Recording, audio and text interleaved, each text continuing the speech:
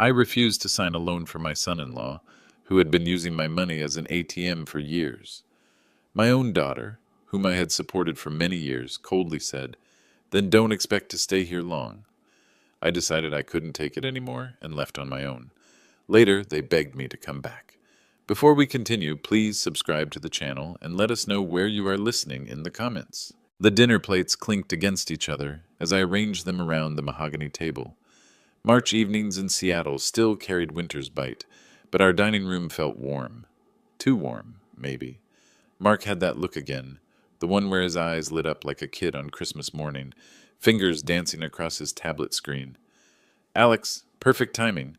He swiveled the device toward me. Charts and graphs glowed blue against the darkened kitchen. "I've been working on something incredible." Sarah paused mid-step, a serving bowl of mashed potatoes suspended in her hands. "Show him, honey." I continued setting forks, my movements automatic after 5 years of living here. The family photos on the sideboard caught my peripheral vision. Sarah's wedding, the kids' graduations, Thanksgiving dinners. 15 years of memories, 15 years of checks written, mortgages paid, emergencies covered. "This is it, Alex." Mark's voice carried that entrepreneur's confidence I'd grown to recognize. "My IT startup. We've got the software platform ready, beta testing complete. I just need backing for the servers and office space." The tablet tilted toward me again. Numbers jumped out. $200,000 initial investment, projected returns, market analysis. My chest tightened. "I know you've always supported us," Mark continued, leaning forward. "This time it's different. This isn't a loan. It's an investment in our future, Sarah's future, the kids' future." My hand stopped moving. The last fork hovered above the final place setting. "Mark." The word came out rougher than I intended. "I've been helping financially for 15 years. Sarah's head snapped up. "Dad, this is huge for us. I'm tired of being your ATM." Silence crashed over the room like a wave. The serving bowl in Sarah's hands trembled slightly. Mark's tablet screen dimmed to black. Sarah's face transformed. Color drained from her cheeks, then flooded back in angry red patches. Her voice, when it came, carried a coldness that made the March air outside seem tropical. "Then don't expect to stay here much longer." The fork slipped from my fingers, clattering against the hardwood floor. "What did you just say?" "You heard me." Sarah set the bowl down with deliberate force. Mashed potatoes sloshed over the rim. "If you're not part of this family's success, maybe you shouldn't be part of this family at all." Mark reached for her arm. "Sarah, let's just—" "No." She shook him off. "I'm tired of tiptoeing around this. We've given him a home for 5 years. 5 years! And now when we need him, really need him, he turns his back on us." The room spun slightly. 22 months ago, after Helen died, Sarah had insisted I move in. "Family takes care of family," she'd said then. Now those same lips were telling me to leave. "Sarah, please." My voice sounded foreign, older than my 75 years. "I didn't mean—" "Save it." She turned toward the kitchen, her heels clicking against the floor like bullets. "Dinner's getting cold." I stood there, staring at the unfinished place setting. The fork lay where it had fallen, catching light from the chandelier overhead. Mark cleared his throat, muttered something about checking emails, and retreated to his office. My legs felt unsteady as I walked toward the stairs. Each step echoed in the sudden quiet. Behind me I heard Sarah moving around the kitchen, aggressively clattering dishes, making her anger known through sound. In my bedroom, I closed the door and sat on the edge of my bed. The family photos on my nightstand seemed to mock me now. Sarah at 16, radiant in her prom dress. Sarah at 33, holding newborn Emma. Sarah last Christmas, arms wrapped around Mark, both of them grinning at the camera. When had gratitude become expectation? When had my help become entitlement? Outside my window, Seattle's skyline twinkled in the distance. Somewhere out there, other families were having dinner. Normal dinners. Dinners where love didn't come with price tags. Hours passed. The house had gone quiet except for muffled voices from downstairs. Sarah and Mark arguing, their words indistinct, but their anger crystal clear. The digital clock on my nightstand showed 9:17 p.m. when I finally moved. The filing cabinet in the corner had been my constant companion since Helen's death. Organization had always been my strength, a habit learned in the military and reinforced through decades of marriage. Every receipt, every check stub, every bank statement, all carefully categorized and stored. I pulled the bottom drawer open. The metal runners protested with a tired screech. Financial records, Sarah and Mark. Read the tab on the thickest folder. My handwriting, precise and methodical. Inside, papers rustled as I spread them across my desk. Bank statements, canceled checks, transfer receipts, a paper trail of 15 years' worth of help that had somehow become obligation. The wedding came first. June 2009. The receipt from the venue, the caterer, the photographer. My signature on the bottom line, $50,000.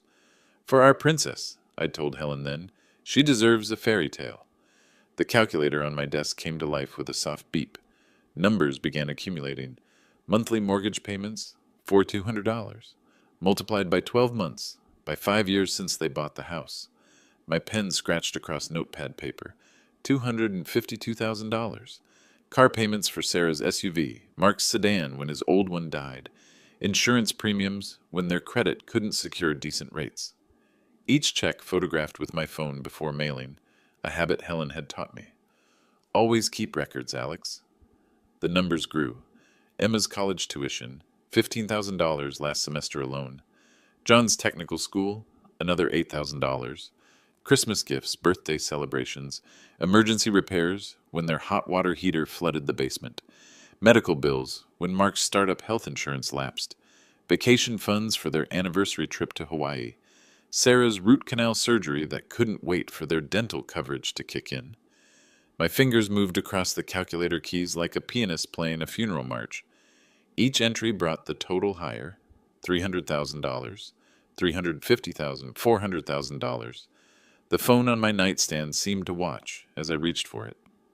Wells Fargo's 24-hour customer service line answered on the second ring. "This is Alex Miller, account number—" I recited the digits I'd memorized decades ago. "I need to cancel automatic transfers to account ending in 4739. "I'll be happy to help with that, Mr. Miller. May I ask the reason for canceling these transfers?" My reflection stared back from the darkened window. Gray hair, tired eyes, but something new in the set of my jaw. "I'm tired of being taken for granted." "Sir, cancel the transfers." 20 minutes later, I hung up the phone and returned to my calculations. The final tally made my breath catch. $487,000. Nearly $500,000 over 15 years. Helen's life insurance money, my military pension, our savings from 40 years of careful living, all of it flowing to a daughter who thought I owed her more. The power of attorney documents lay at the bottom of the folder. Sarah's name in neat legal print, giving her access to my accounts for convenience and emergency purposes. My signature from 3 years ago, when recovering from knee surgery, made bank visits difficult. I fed the papers through my desk shredder, watching legal authority transform into confetti strips. For the first time in hours, I smiled. Tomorrow would bring changes. Tonight, though, I'd sleep better than I had in months. My laptop screen glowed to life. Seattle apartment rentals, downtown high-rises with city views, quiet neighborhoods near bus lines, one-bedroom places where the only family obligations would be to myself. The house around me creaked and settled, but I barely heard it. I was already planning my escape. Friday morning sunlight streamed through the windows of the downtown Seattle apartment, casting geometric shadows across hardwood floors. Kate Anderson, the realtor, gestured toward the kitchen with professional enthusiasm. "Perfect for one person, Mr. Miller. Walking distance to Pike Place Market, bus routes to everywhere you'd want to go." I nodded, barely listening to her practice pitch. The space felt right. Clean. Quiet. Mine. "The park across the street has benches where residents like to read." She pointed through the living room window. "Very peaceful after years of chaos." "I'll take it." Kate paused mid-sentence, her smile faltering slightly. "Don't you want to see the bedroom? The bathroom? We haven't discussed lease terms or—" "I need peace more than square footage." I pulled out my checkbook. "First month's rent and security deposit?" 2 hours later, I sat in my truck outside the Bellevue house. Sarah's car was gone. Her Friday shift at the CAF wouldn't end until 3. Mark's sedan was missing too, probably at his co-working space, chasing another big idea. The house key felt heavier than usual as I unlocked the front door. Moving through rooms I'd called home for 5 years, I made swift decisions. The photo albums from my marriage, mine. My military service medals from the bedroom dresser, mine. The leather recliner Helen had bought me for my 70th birthday. Theirs. They'd grown accustomed to its presence. The piano in the living room had been Helen's pride. Sarah had claimed it after the funeral, said it would be perfect for when Emma brought her kids around someday. Let her keep those dreams. Box Max moving service arrived at noon with 3 workers and a truck that barely fit in the driveway. The crew leader, a young man with gentle eyes, approached carefully. "Mr. Miller, we have you down for a 1-bedroom move, senior discount applied." "That's right." I handed him a handwritten list. "Everything marked with blue tape goes. Everything else stays." "What about the piano, sir? It's a beautiful piece." I watched through the window as they loaded my desk, my books, my carefully packed memories. "Leave it. It belongs to someone else now." The hardest part was Helen's jewelry box. Sarah had insisted I keep it, said maybe someday I'd want to give pieces to Emma or future granddaughters-in-law. But those conversations would happen on my terms now, if they happened at all. The envelope I left on the kitchen table was plain white, no retribution. Inside, a single sheet of paper with 2 paragraphs. "Sarah and Mark, I've moved out. The keys are on the counter. You'll find I've canceled my financial support. You wanted independence from my expectations. I'm giving you independence from my assistance. Don't contact me until you're ready to apologize. My new address will remain private until then. Alex." My phone rang as I was signing paperwork in my new apartment. Sarah's name on the caller ID. "Dad? Dad, what is this? Your stuff is gone. There's a note." I moved out. "You can't just leave. This is your home." Mark's voice joined the call through speakerphone. "Alex, we can work this out. The startup thing, we can find other investors. You told me not to expect to stay much longer." My voice stayed level, calm. "I took your advice. I was angry. I didn't mean. Don't come looking for me. Don't call again until you're ready to have a real conversation about respect." I ended the call and powered off the phone. Through my new apartment window, Seattle's evening lights began twinkling on. Tomorrow I'd explore my neighborhood, find a good coffee shop, maybe visit the library. Tonight, though, I'd order pizza and eat it at my own pace, in my own space, with no one expecting anything from me except the tips for delivery. The revolving doors of First National Bank spun me into a world of marble floors and hushed conversations. Monday morning in downtown Seattle carried the weight of serious business, and I felt ready for it. My appointment with James Clark was scheduled for 9:30, but I'd arrived early. Preparation had become my new religion. "Mr. Miller?" James stood from behind his mahogany desk, extending a firm handshake. 20 years younger than me, probably, but his gray suit commanded respect. "I have your account information pulled up." We settled into his office overlooking Pike Street. Through floor-to-ceiling windows, I watched commuters hurrying to their responsibilities while I prepared to shed mine. "You want to cancel the automatic transfer of $4,200 monthly?" His eyebrows lifted slightly. "That's been running for 5 years without interruption." "Yes." I pulled out the folder I'd organized over the weekend. "And I'd like to review exactly how much has been transferred in total." James typed commands into his computer with practiced efficiency. Numbers cascaded across his monitor. His expression grew more serious as the tally climbed. "Jesus," he caught himself. "Excuse me. The total is $487,000 over 15 years. That includes the mortgage payments, but also smaller transfers, emergency funds, tuition payments. Let them pay for their own house." The finality in my voice seemed to surprise him. He printed the statement summary, the pages warm from the laser printer. Each line item represented another piece of my independence I'd traded for family harmony. By noon, I was sitting across from Robert Fisher in his law office 3 blocks away. His secretary had squeezed me in after I mentioned asset protection and estate planning in the same breath. Lawyers appreciated urgency when it came with billable hours. "Asset protection at your age is wise." Robert spread documents across his conference table like a general planning battle strategy. "Irrevocable trusts, homestead exemptions, offshore considerations if necessary. I want to protect what's left from any claims my daughter might make." Robert's pen paused above his legal pad. "Family disputes can get complicated. The best defense is proper structure before problems arise." We spent 2 hours crafting barriers around my remaining nest egg. Nevada Asset Protection Trusts, beneficiary designations, executor appointments. Emma's name appeared throughout the paperwork as primary beneficiary. She'd always been honest with me, never demanding, never manipulating. Emma gets everything through the trust, Robert explained as I signed document after document. Your daughter has no legal claim to these assets once the trust is established. The notary public arrived at 3 o'clock, a stern woman who verified signatures with military precision.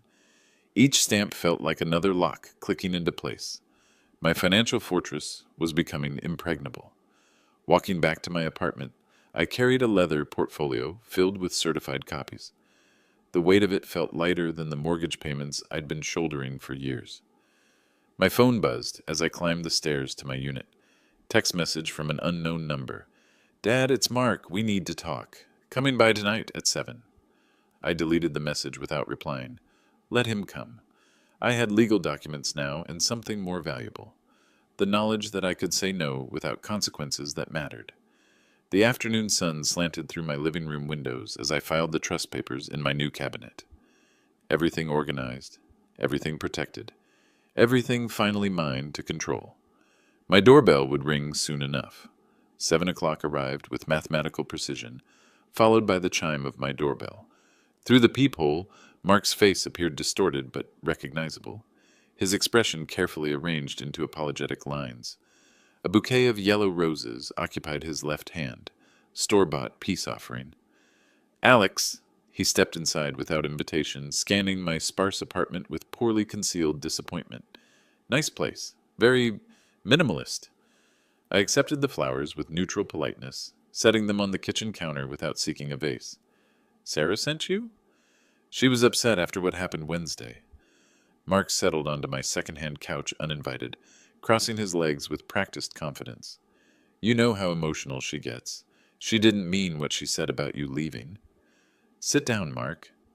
I chose the armchair opposite him, maintaining distance. When did you last remember my birthday?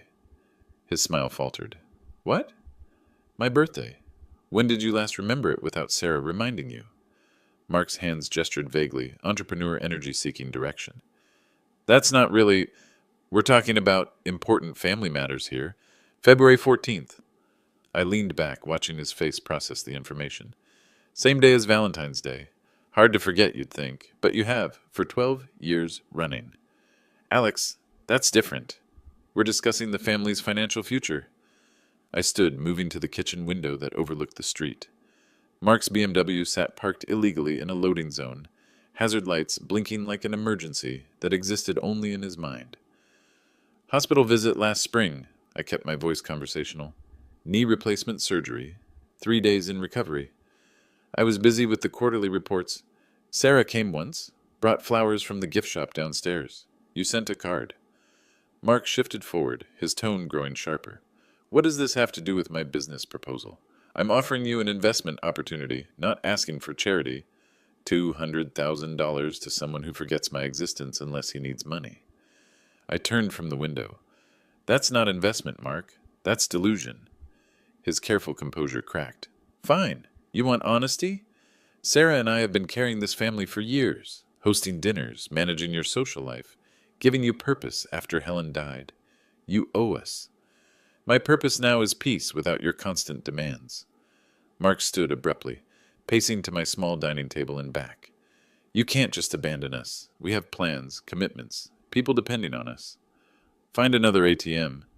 You'll regret this. His voice rose to a level that probably violated my lease agreement.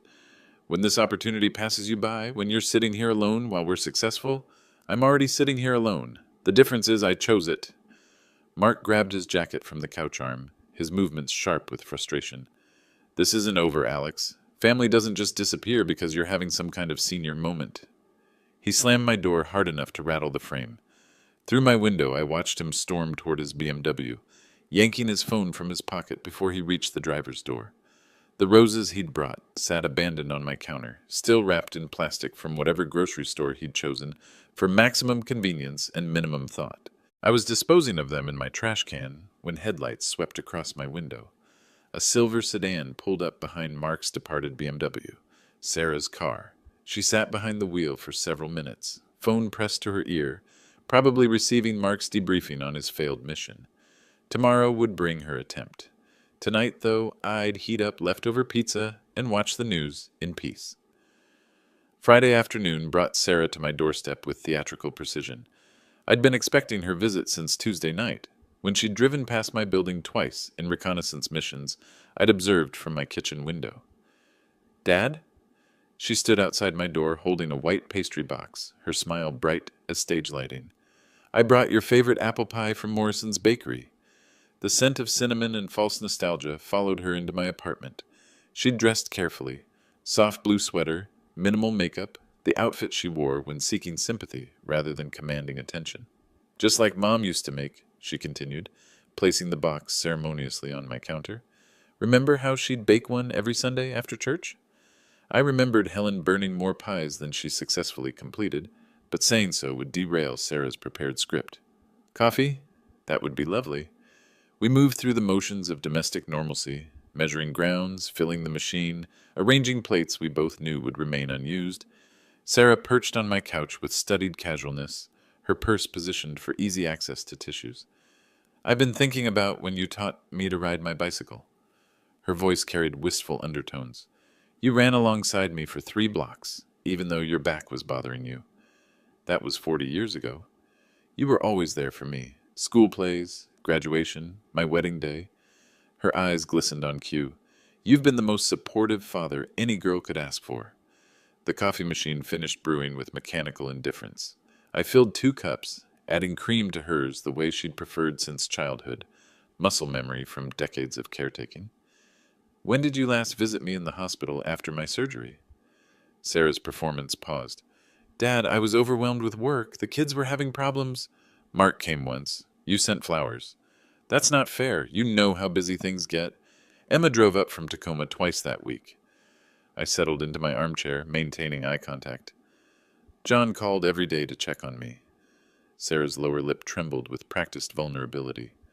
Are you punishing me for being human? For having responsibilities?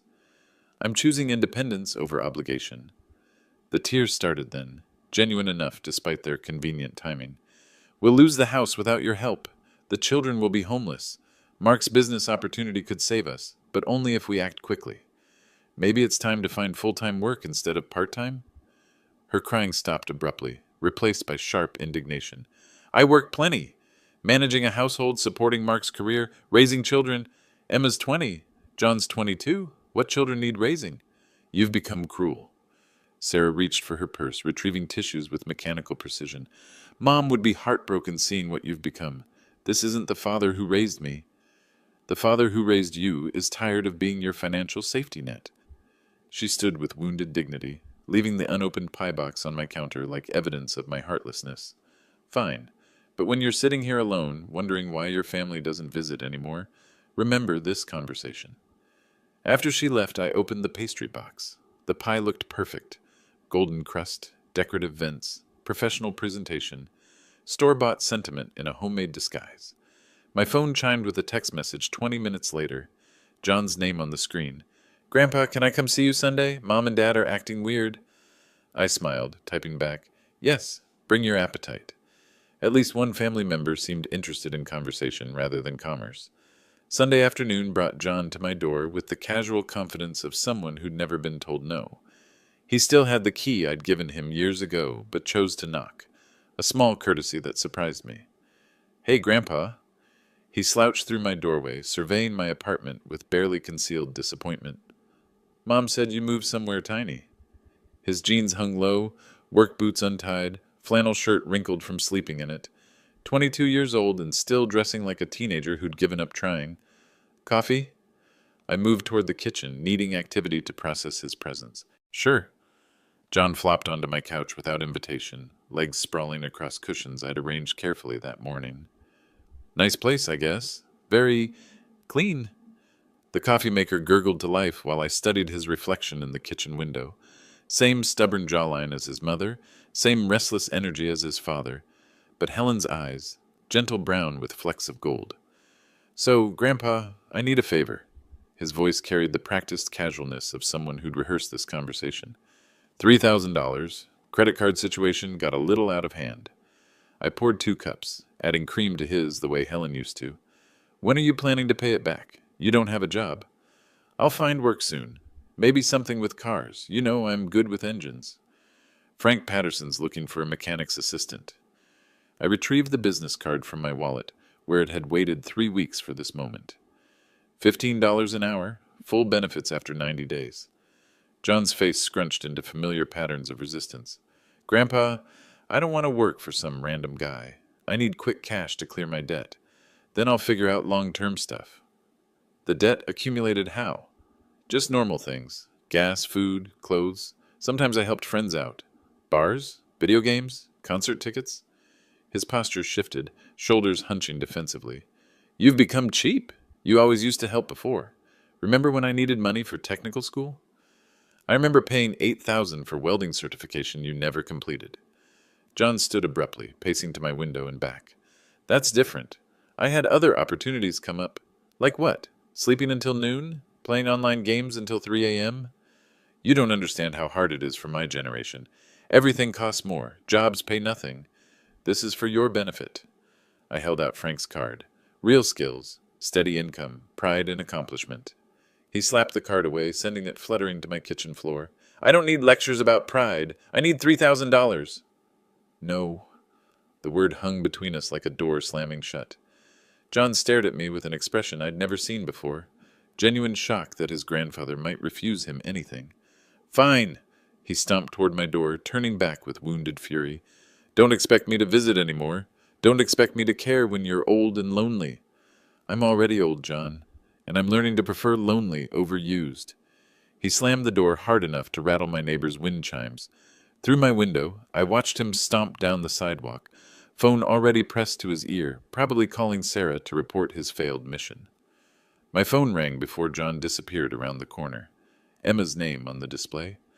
I stared at the screen, finger hovering over the answer button, wondering what crisis would unfold next. Grandpa? Emma's voice carried exhaustion that seemed too heavy for 20 years. I'm glad you picked up. It's chaos at home. Mom's screaming that everything's your fault. I settled into my armchair, watching John's distant figure disappear around the corner. What does Mark say about his wonderful business plan? He sold his BMW yesterday. Says the bank is threatening to take the house if they miss another mortgage payment. The satisfaction that bloomed in my chest felt warm and justified. 15 years of automatic transfers, and they couldn't last 2 weeks without my support. Maybe it's time for them to grow up, Emma. Mom took extra shifts at the CAF. She's working 60 hours a week, coming home exhausted and angry. They're fighting constantly about money. Wednesday morning found me walking through Myrtle Edwards Park, cell phone buzzing with ignored calls from Sarah. The March sunshine felt warmer than it had in months, or maybe freedom simply changed how weather felt against my skin. My routine had become blissfully predictable. Coffee at 7, newspaper until 8, park walk by 9:30. No family emergencies interrupting breakfast, no guilt-laden phone calls during my afternoon reading time. The homeless man who fed pigeons near the sculpture garden nodded as I passed. We'd developed an unspoken understanding, two men who'd chosen solitude over complicated relationships. You look happier these days, he observed, scattering breadcrumbs to a growing crowd of birds. Learning to live for myself. Smart man, family can drain you dry if you let them. At home, 17 text messages waited on my phone. Sarah's desperation escalating through the day. Dad, please call, we can work this out. The bank wants $8,400 immediately or they start foreclosure. Mark's applying for loans, but his credit is terrible. I'm working double shifts. My feet are bleeding. The neighbors are talking about us. It's humiliating. You're destroying our family over money. Please, just this once, help us catch up. I deleted them without responding, then checked my bank balance online. My accounts showed healthy numbers, protected by legal documents Sarah couldn't touch. Robert Fisher had built an impressive fortress around my remaining assets. Emma called again at dinner time while I was enjoying leftover soup, a luxury I'd forgotten, eating meals that stayed warm until I finished them. Mom collapsed at work today. Exhaustion, they said. She's okay, but Emma's voice cracked. Grandpa, I understand why you're angry, but seeing her like this, your mother chose this path, Emma. I offered reasonable boundaries. She chose manipulation instead. John came by today asking for money for rent. Mom screamed at him for 30 minutes about responsibility. Good. Maybe she's learning. Through my kitchen window, downtown Seattle sparkled with evening lights. Somewhere out there, my daughter was working herself to exhaustion, trying to maintain a lifestyle my money had made possible. My son-in-law was discovering that charm couldn't pay mortgages. My grandson was facing consequences for the first time in his adult life. I should have felt guilty. Instead, I felt liberated. My evening routine continued undisturbed. News at 7, reading until 9, early bedtime without family drama keeping me awake. The apartment that Sarah had called tiny felt perfectly sized for a man who'd spent 5 years accommodating other people's needs in every decision. Around 10 p.m., movement outside caught my attention. Through my living room window, I could see figures gathering near the building entrance. Mark's silhouette was unmistakable, gesturing emphatically to a group of people I couldn't identify in the streetlight shadows. They seemed to be organizing themselves, preparing for something.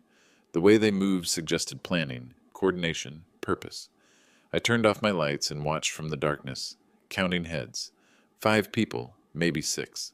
More than just Mark and Sarah this time. The group approached my building with military precision. Mark in the lead, followed by Sarah, John, and 2 older figures I recognized as Mark's parents, Thomas and Linda Brown. Emma trailed behind them, her reluctance visible even from my 4th-floor window. I'd met the Browns maybe 6 times in 15 years. Thomas, a retired factory worker who believed hard work solved everything except his son's chronic irresponsibility. Linda, whose manipulative skills had clearly been inherited by her offspring. They disappeared into my building's lobby. 60 seconds later, aggressive knocking rattled my door. "Alex, open up! We need to talk!"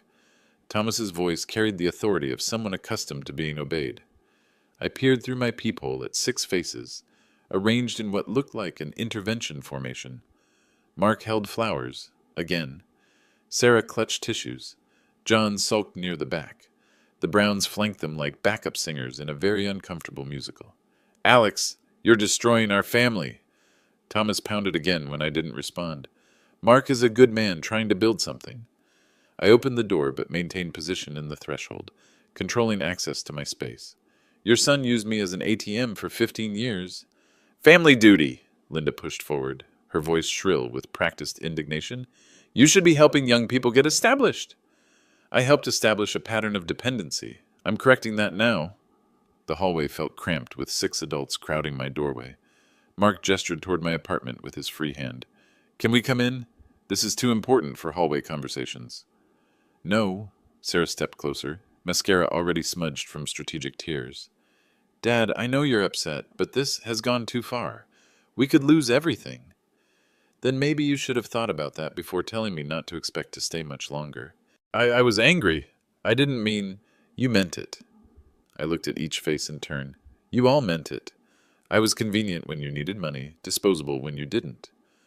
Thomas's face reddened with righteous anger. "You're being selfish. At your age, you should be thinking about legacy, about helping the next generation." "My legacy will be teaching responsibility instead of enabling failure." John finally spoke from the back of the group.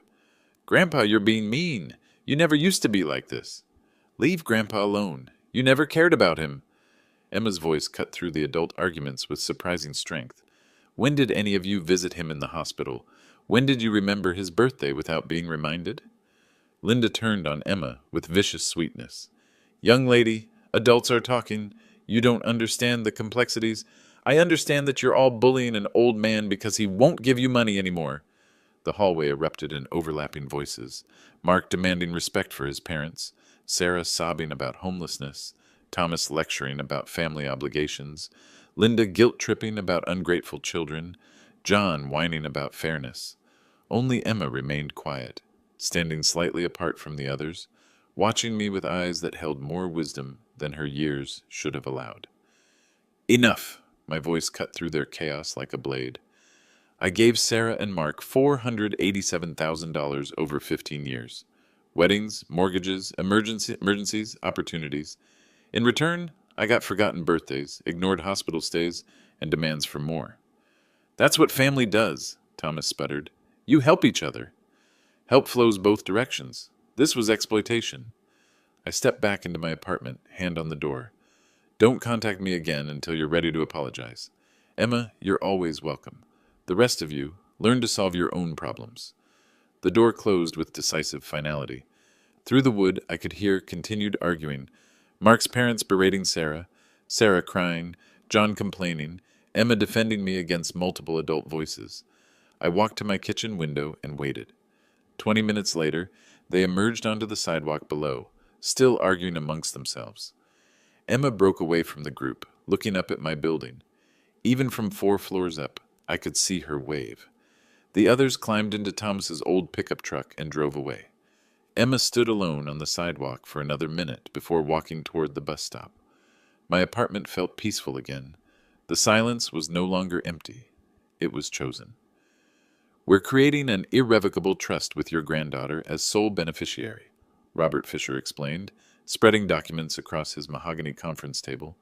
April sunshine streamed through his downtown office windows, illuminating legal protections I should have established decades ago. Nevada Asset Protection Trust provides additional creditor shielding, he continued, pointing to specific clauses. Even if your daughter attempts legal action, these assets remain untouchable. I signed each document with steady hands. The months since March had taught me the value of permanent barriers against manipulation. No more power of attorney arrangements, no more family emergency access to my accounts. International diversification for your pension, Robert suggested. Cayman Islands banking offers legitimate privacy protection. By noon, I'd built financial walls higher than any guilt trip could scale. The wire transfers to offshore accounts felt like insurance policies against future emotional blackmail. House hunting with Kate Anderson resumed that afternoon. We drove through Kirkland neighborhoods where silence cost more than downtown chaos. The cottage on Lake Washington spoke to me immediately. 2 bedrooms, wide deck overlooking water, garden space for the vegetables Helen had always wanted to grow. Previous owner was also a veteran, Kate mentioned as we walked the property. Left it to his daughter, but she lives in California. Wants quick sale to someone who'll appreciate it. I made an offer that afternoon. Full asking price, cash down, no inspection contingencies. The seller accepted within hours. Evening brought me to the Bothell Veterans Center for their weekly community dinner. Retirement had given me time for activities I'd neglected during my ATM years. The conversations flowed easily among men who understood service, sacrifice, and starting over. "You look happier these days, Alex," commented Frank Patterson, whose garage job John had refused. "Family situation resolved?" "I resolved myself out of it." "Smart man. Family can bleed you dry if you're not careful." Mary Johnson was serving dessert when our eyes met across the dining room. Elegant silver hair, warm brown eyes behind tasteful glasses, the kind of smile that suggested wisdom earned through experience, rather than naivety preserved through luck. "Haven't seen you here before," she said, offering apple pie from a tray of homemade desserts. "Recently started attending. Alex Miller. Mary Johnson. I volunteer here twice a week. Lost my husband 5 years ago. Heart attack. Teaching kept me busy, but retirement needs structure." We talked until the janitor started stacking chairs. Mary had taught 4th grade for 37 years, raised 2 children who lived responsibly across the country, maintained her own home through competent independence rather than family dependence. "Perhaps we could continue this conversation over coffee sometime," I asked as she gathered serving platters. "I'd like that very much." The cottage purchase finalized within 3 weeks. I moved from downtown apartment to lakeside sanctuary with the efficiency of someone who'd learned to travel light. The deck became my morning coffee destination, Lake Washington, my evening meditation. Mary visited the second Saturday after I'd settled in, bringing homemade cookies and genuine interest in my new space.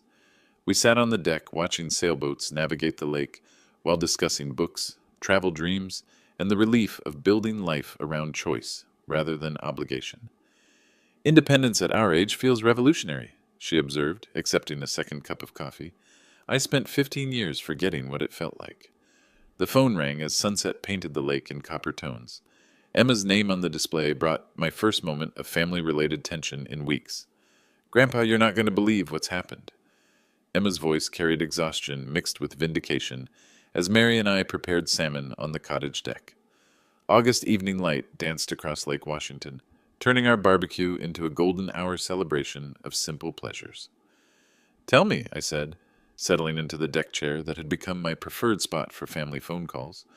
Mom and Dad are divorcing. She filed papers last week. Says she finally realized Dad's business ideas were always fantasies. Mary raised an eyebrow, but continued seasoning vegetables with the quiet competence I'd grown to appreciate over our 4 months together. She understood family complexity without needing detailed explanations.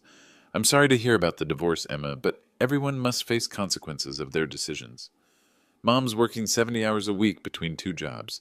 Dad moved back in with Grandma Linda. His startup completely collapsed. Turns out he was terrible with money management. The irony wasn't lost on me. Mark, who demanded my investment in his business acumen, couldn't manage the finances he already had. Sarah, who'd threatened to kick me out for refusing support, was discovering what real financial independence required. John called me yesterday, Emma continued. He wanted your phone number. I tensed slightly. What did he say? He's been working at Frank's garage for 2 months, making steady money, learning real skills. Says he wants to apologize and thank you. Mary smiled at this news, squeezing my shoulder gently. She'd heard the story of John's angry departure and understood the tough love philosophy behind my refusal to enable him. The phone rang again 20 minutes later. John's name appeared on the display. Grandpa, I hope you don't hang up. I'm listening. I wanted to say thank you, and I'm sorry for calling you mean. His voice carried a maturity I hadn't heard before. Frank's been teaching me engine rebuilds. I'm earning enough to get my own apartment next month. That's excellent news, John. I understand now why you wouldn't give me the money. I would have wasted it and learned nothing. Frank says I have natural talent, but talent needs work ethic. After the call ended, Mary and I sat watching the lake while Salmon finished cooking. A blue heron stood motionless at the water's edge, demonstrating the patience I'd finally learned myself. You saved that boy from becoming like his father, Mary observed. Tough love is still love. We'd been planning a September trip to Yosemite, my first vacation in 5 years that wouldn't be interrupted by family emergencies. Mary had mapped hiking trails appropriate for our ages, researched lodge accommodations, arranged for her neighbor to water plants. The anticipation felt foreign and wonderful. Sarah texted me again today, I mentioned as we moved food inside, asking if we could talk. Are you ready for that conversation? I'm ready to maintain my boundaries regardless of what she says. Mary's kitchen skills complemented my grilling abilities. We'd fallen into domestic routines that felt natural rather than obligatory. She maintained her own home 3 miles away but stayed over frequently, contributing groceries, cooking expertise, and the kind of companionship that enhanced solitude rather than demanding it. The Veteran Center had become our regular Thursday evening activity. Mary's teaching background helped her connect with younger veterans struggling with civilian transitions, while my experience provided perspective on long-term adjustment strategies. You know, Mary said as we cleaned dishes together, I never thought I'd find partnership again at my age.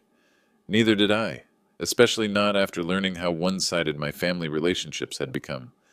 Through the kitchen window, I could see headlights turning into my driveway. The car looked familiar, Sarah's silver sedan, the one I'd helped her purchase 3 years ago.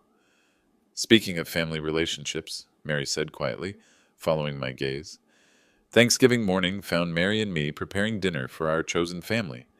Emma arriving from Tacoma at 2, John bringing homemade rolls from his new apartment at 3.